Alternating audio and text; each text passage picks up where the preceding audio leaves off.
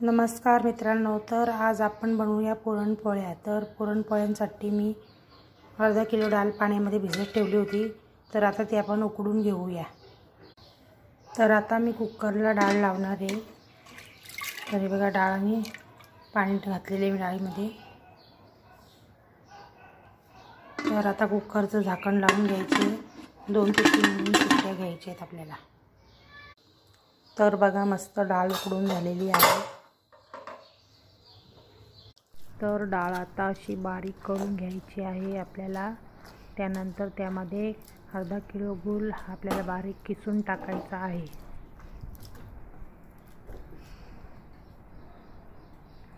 त्यानंतर मंद आचेवर आपल्याला सर्व आटवून घ्यायचं आहे। तर मी आता पाऊण किलो मैदा घेतलेला आहे चाळून। त्यानंतर त्यामध्ये थोडी हळद घेतलेली।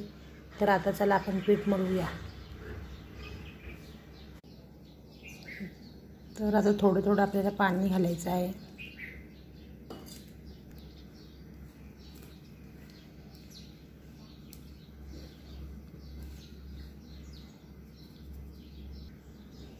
तर आता आपल्याला पीठ थोडं पातळच मळून घ्यायचं आहे।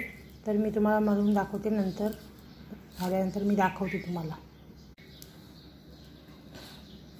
तर मित्रांनो बघा, असं करून घ्यायचं आहे आपल्याला पीठ।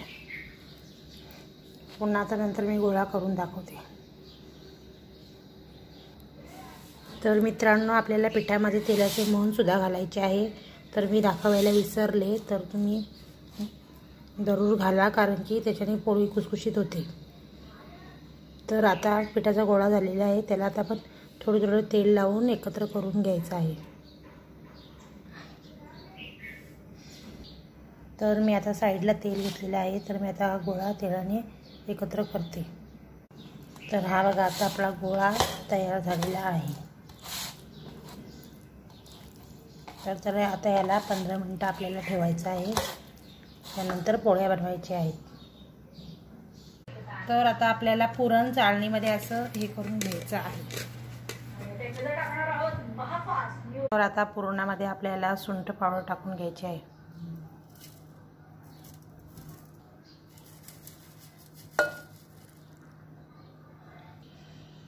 तर आता वेलची पावडर टाकायची आहे।